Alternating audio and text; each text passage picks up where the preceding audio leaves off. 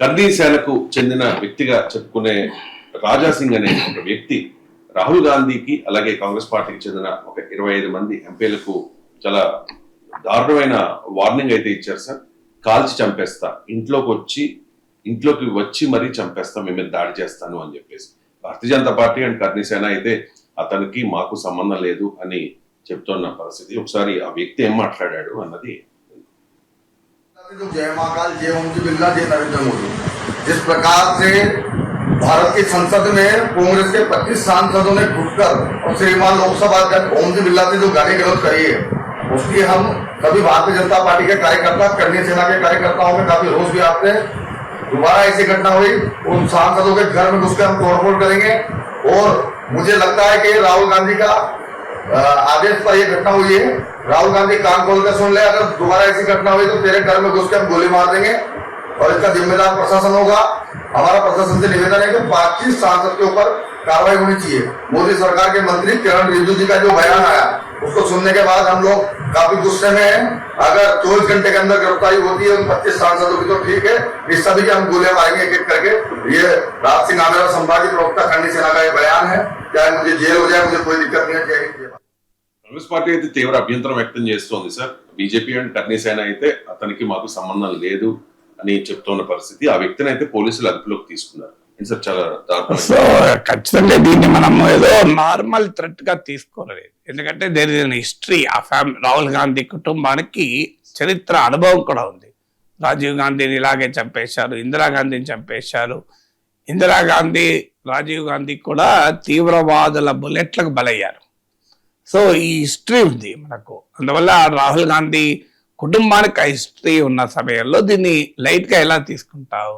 So ఈ threat Bharatiya Janata party సంబంధం లేదనొచ్చు, కానీ ఈ హేట్ ఇకో సిస్టమ్ అంటే ఒక విద్వేష వాతావరణాన్ని సమాజంలో సృష్టిస్తే ఆ విద్వేషం నుంచి పుట్టే భస్మాసురులు మీకు కూడా వినరు. అది అర్థం కావాలి ప్రభుత్వాలకు. ఇప్పుడు ఇటీవల దీనికి ప్రజల చైతన్యమే పరిష్కారం. ఇటీవల కాలంలో ఈ విద్వేషానికి వ్యతిరేకంగా సమాజం చాలా గట్టిగా రియాక్ట్ అవుతోంది. మీకు కోవా బన్ కాంట్రవర్సీ చూసాం. పెద్ద ఎత్తున ముస్లిం వెండర్ వలీకి మద్దతు వచ్చింది. దాంతో నారా లోకేష్ లాంటి వాళ్ళు కూడా ట్వీట్ చేయాల్సి వచ్చింది. మీకు అలాగే ఉత్తరాఖండ్లో దీపక్ చూపిన ధైర్య సాహసాలకు దేశమంతా చలించింది. సో అందువల్ల భారతదేశంలో ముఖ్యంగా జెన్జీ ఈ విద్వేష వాతావరణానికి వ్యతిరేకంగా రియాక్ట్ అవుతున్నారు. సమస్య ఎక్కడ వస్తుంది అంటే మాకు సంబంధం లేదు. సంబంధం లేకపోవచ్చు, నేనేం బీజేపీ వారే అటాక్ చేయిస్తున్నారని అంటలేను. కానీ మీరు ఒక విద్వేషాన్ని పదే పదే రాహుల్ గాంధీని ఒక దేశద్రోహిగా, హిందూ ద్రోహిగా, దేశానికి అత్యంత ప్రమాదకరంగా మీరు పెయింట్ చేశాక ఆ విద్వేషము క్రియేట్ చేసేటువంటి విషపురుగులు ఏ రకంగానైనా వ్యవహరించవచ్చు. సో ఇది రాహుల్ గాంధీ విషయంలోనే కాదు, ఆంధ్రప్రదేశ్కైనా ఇదే వర్తిస్తుంది. పెద్ద ఎత్తున హేట్ క్రియేట్ చేస్తున్నారు. సో ఆ హేట్ క్రియేట్ చేసినాక ఏమవుతుంది? నీ చేతులు ఉండదు, ఎవరి చేతులు ఉండదు. ఎందుకంటే అది అనేక రకాల ఉన్మాదుల్ని క్రియేట్ చేస్తుంది. సమాజంలో సహనము, వీటి శాంతిని దెబ్బతీసి విద్వేషము, అసహనము వీటిని ప్రకోపించేలా చేస్తే అది ఎవరి కంట్రోల్లో కూడా ఉండదు. ఎందుకంటే anything can happen any time. ఇప్పుడు అందులో వీళ్ళు పబ్లిక్ లైఫ్లో ఉంటారు. రాహుల్ గాంధీ అప్పుడు మీకు దేశ ప్రధానమంత్రి ఇందిరాగాంధీనే హత్యకు గురైంది కదా. సో దేశ మాజీ ప్రధాని రాజీవ్ గాంధీ హత్యకు గురయ్యాడు కదా. సో పబ్లిక్ డొమైన్లో ఉండేవారు ఇలాంటి ఏదో ఒక ఉన్మాది ఏదైనా చేస్తే ఏమైనా జరగచ్చు కదా. ఇది చాలా ప్రమాదకరం. అందువల్ల రూట్ కాజ్ని అటాక్ చేయాలి. రూట్ కాజ్ని అటాక్ చేయకుండా మీరు ఆ విద్వేషాన్ని ప్రశ్నించకుండా మీరు కేవలం ఖండిస్తే ఉపయోగమే ఉంటుంది. సో మాకు సంబంధం లేదు, మీ సంబంధం లేకపోతే తీవ్రంగా చర్య తీసుకోండి. ఎందుకంటే ఒకసారి ఈ 10 ఏళ్ల క్రితం మనకి విద్వేషం ఈ స్థాయిలో ఉండడం ఒక్కసారి ఆలోచించండి. 2014 కన్నా ముందు ఈ స్థాయిలో సమాజంలో మతపరమైన విద్వేషము, మతపరమైన అసహనము ఉండేనా అనేది ఒక్కసారి ఆలోచించండి, అర్థమైపోతుంది. అఫ్ కోర్స్ సోషల్ మీడియా వల్ల ఇది కాస్త మల్టిప్లై కావచ్చు, కానీ ఆర్గనైజ్డ్ ఫ్రింజ్ గ్రూప్స్ ఈ రకమైన విద్వేషాన్ని రగిలిస్తూనే ఉన్నాయి.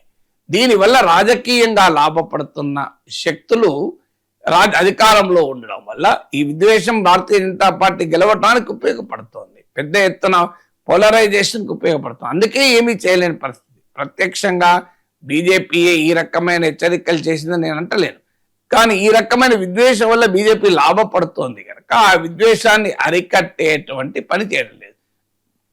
ఇంకా పైగా ఈ విద్వేషాన్ని పెంచి పోషించే రీతిలో నాయకులు మాట్లాడడము, బీజేపీ నాయకులే కాకపోతే పరివార నాయకులు మాట్లాడడం వల్ల ఈ విద్వేషం సమాజంలో పెరుగుతుంది. మీకు కాంగ్రెస్ ముక్త భారత్ నినాదం ఇచ్చాక ఉన్మాదం పెరగదా? ఒక దేశంలో ఒక రాజకీయ పార్టీని ఓడించాలి అనే లక్ష్యం పెట్టుకోవచ్చు, తప్పలేదు.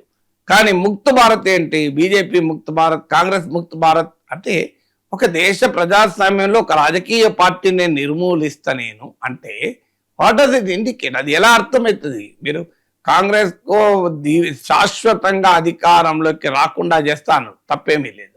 కానీ కాంగ్రెస్ ముక్త భారత్ అంటే ఏంటి? ఈ దేశంలో కాంగ్రెస్ ను లేకుండా చేస్తా. What does it indicate? Congress అనొద్దు, బీజేపీని అనొద్దు, ఏ రాజకీయ పార్టీనైనా నిర్మూలించే హక్కు మీకు ఎవరిచ్చారు అంట ప్రజాస్వామ్యంలో. సో ఓడించే హక్కు మీకు మీ రాజకీయ ప్రతినిధులు ఓడించవచ్చు, ఖచ్చితంగా మీరు ఓడించండి, అభ్యంతరం లేదు. వాళ్ళని శాశ్వతంగా అధికారంలోకి రాకుండా చేయండి, అభ్యంతరం లేదు. కానీ నిర్మూలించే హక్కు ఎవరిచ్చారు? నిర్మూలించడం మా లక్ష్యం అని ప్రకటించాక అది ఎవరికి ఏ రకంగా అర్థమవుతుంది?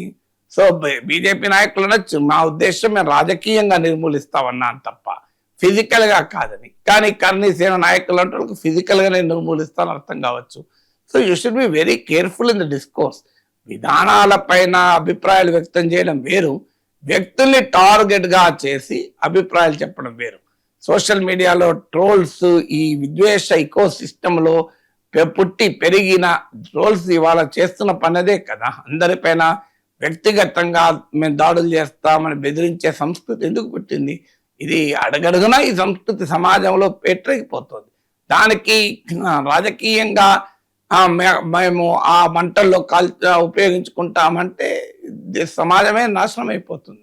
So anything can happen. ఇది వేరే ప్రమాదకరం. ఇక 25 మంది పార్లమెంట్ సభ్యుల్ని అంతం చేస్తానని హెచ్చరిక జారీ చేస్తే కాంగ్రెస్ కావచ్చు, బీజేపీ కావచ్చు. మనం ప్రజాస్వామ్యం, democracy is bigger than the parties. దేశం రాజకీయ పార్టీల కన్నా గొప్పది. So we have to protect our country. మన డెమోక్రసీని మనం కాపాడుకోవాలి. ఇలా నేను గోలీ మార్కే అని అంటే సో ఏ రకమైన మత కలహాలప్పుడు మీకు ఇతర మతస్థుల్ని బెదిరించినట్లుగా రాజకీయ ప్రత్యర్థిని కూడా మేము చంపేస్తామనే స్థాయికి బెదిరింపులు వెళ్తే మా సంబంధం లేదని చేతులు కడుక్కుంటే అయిపోతుందా? సో అలాంటి విద్వేషాన్ని మూలమెక్కడానికి ఆలోచించాలి కదా. అలాంటి వారిపైన కఠినంగా చర్చించాలి కదా. ఎందుకంటే ఇదేం కొత్త కాదు. ఇప్పుడు ప్రజ్ఞా సింగ్ ఠాకూర్ బీజేపీ ఎంపీ గాంధీని చంపిన గాడ్సేని దేశభక్తులు ఉన్న తర్వాత అది గాంధీ హత్యను జస్టిఫై చేయదా? ఇప్పటికీ ఆమె పైన ఏం చర్య తీసుకున్నారు నాకు చెప్పండి. గాంధీని చంపిన గాడ్సే దేశభక్తుడు అని కంక్లూషన్కి వచ్చాక గాంధీ హత్యను సమర్థించడం అవుతుంది కదా అది. సో అందువల్ల ఈ culture is very very dangerous. ఈ కల్చర్ని ఎలో చేయొద్దనే చెప్పేది.